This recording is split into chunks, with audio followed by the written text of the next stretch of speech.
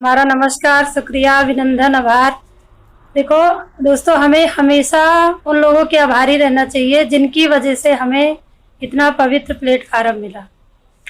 अगर जो हमारी अपलाइन है जिन्होंने हमें जॉइन करवाया, अगर वो हमें नहीं प्लान दिखाए होते, हमें नहीं बताए होते, शायद हम कभी इस प्लेटफ़ॉर्म पे नहीं आ पाते। इतना शानदार बिज़नेस है, हमें हमेशा उन सब के प्रति आभारी रहना चाहिए जिनकी वजह से हमारे सोए हुए सपने जागृत होते हैं। देखो सपने हर महिला देखती है ना, सबके पास होते हैं, लेकिन कोई ना कोई कारण होता है, जैसे कोई ज़रिया नहीं होता कि हमारे पास कोई प्लेटफ़ॉर्म नहीं है, समझौता करते रहते हैं। लेकिन हमेशा और हम तो बहुत लकी हैं कि हमारे साथ इतनी बड़ी, इतनी अच्छी-अच्छी अपलाइन हमारे पास, हमारे गुरुदेव हैं, हेमंत शर्मा सर हैं, मनीष सर हैं। और हमारी सबकी इतनी हैसियत नहीं थी, लेकिन ये सिस्टम की पावर है, ये सिस्टम ने जो पावर दिया है कि हम लोग सोना जाके मैम के हाथ की बनी चाय पी के आए। हमारे दीपक सर हैं, जो जैसे एक बहन अपने भाई से सब कुछ कह सकती है। अगर हमें टीम के विषय में या किसी भी बिजनेस के विषय में अगर बात करनी होती है, दीपक सर को हम बेझिझक फ़ोन मिलाते हैं, चाहे रात को 11 बजे हो, 12 बजे हो, हमें कोई टेंशन नहीं होती है। ये पावर दिया है सिस्टम ने। अभी बहुत सारी महिलाओं को समझ में नहीं आ रहा, लेकिन बहुत जल्दी समझ में आ जाएगा। देखो अगर मंजिल बड़ी होती है तो रास्ते भी आसान नहीं होते हैं। रास्तों में कांटे, कंकड़, पत्थर ज़रूर मिलेंगे, लेकिन हमें छोड़ना नहीं है। ये मुसाफिर रास्ते यूँ नहीं छोड़े जाते, रास्ते ही तो हैं जो मंजिल के करीब लाते। ना जाने कितनी बार तू टूटा होगा, ना जाने कितना खुद को समेटा होगा। हारने से पहले हिम्मत एक दफ़ा तू सोच ले, क्या पता हो फिर सही एक बार कर कोशिश, है तेरी मंजिल बड़ी। तो बिल्कुल सही बात है।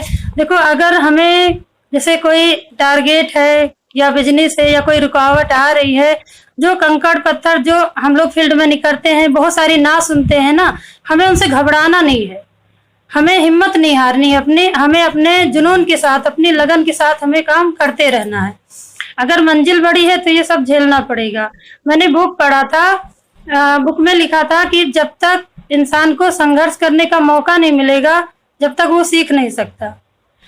जो इंसान की शक्तियाँ हैं, मतलब यही तो समय है, जब तक इंसान संघर्ष नहीं करेगा, वो जो अंदर की शक्तियाँ होती हैं वो जागृत नहीं होंगी। तो हम लोग अपने अंदर की शक्तियों को जागृत कर रहे हैं, विकसित कर रहे हैं।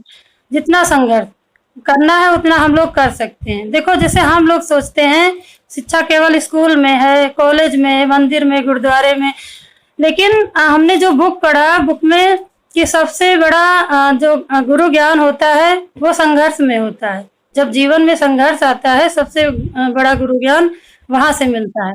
जब तक इंसान संघर्ष नहीं करता, सीख नहीं सकता। अगर कोई संघर्ष से अपने आप को बचा रहा है तो अपनी शक्तियों का दमन कर रहा है, वो फिर किसी भी फील्ड में आगे नहीं जा सकता। इसलिए हम लोगों को हिम्मत नहीं हारनी है, बहुत अच्छे से, और जो भी काम है बहुत अच्छे से करना, पूरी ईमानदारी से करना है। और अपना जो प्रोडक्ट तो बिल्कुल नंबर 1 है, बताने में कोई शर्म नहीं है, बिल्कुल सच्चाई का बिजनेस है। मैंने मुकेश कोठारी सर जी को सुना था, उन्होंने कहा था दुनिया में ऐसा कोई बिजनेस नहीं है जो 100% लोगों के लिए बना हो, सिवाय डायरेक्ट सेलिंग के।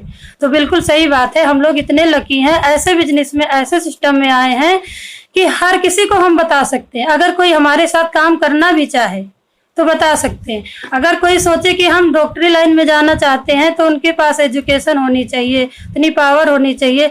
लेकिन ये आरसीएम बिजनेस हम हर किसी को प्रमोट कर सकते हैं, तो बहुत शानदार बिजनेस है। लेकिन कहते हैं ना कि अगर कामयाबी को अपना गुलाम बनाना है तो पहले मेहनत का गुलाम बनना पड़ेगा। मेहनत तो करनी पड़ेगी, ये तो शुरुआत है, अंजाम तो अभी बाकी है। मैंने कुछ पॉइंट नोट किए हैं, जैसे जिस काम को शुरू किया है उसको करने के लिए जितनी क्षमता उतनी अपने भीतर विकसित कर सको, उसके लिए कुछ बातें ध्यान में रखना बहुत ज़रूरी होता है।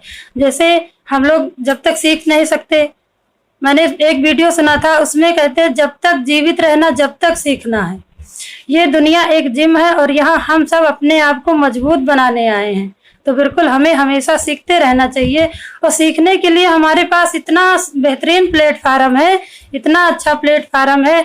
हम बुक के माध्यम से, वीडियो के माध्यम से, अपने अपलाइन के माध्यम से, गुरुजनों के माध्यम से, हमें सीखने के लिए कोई कमी नहीं, हम कहीं से भी सीख सकते हैं, हमें हमेशा सीखते रहना चाहिए। देखो अगर कोई काम हम सीख के करेंगे तो कम समय में बहुत अच्छे परिणाम भी मिल सकते हैं, लेकिन बिना सीखे बहुत सारा समय व्यर्थ जाएगा। इसलिए हमें सीखते रहना चाहिए, जहाँ से हमें सीख मिले सीखते रहना चाहिए।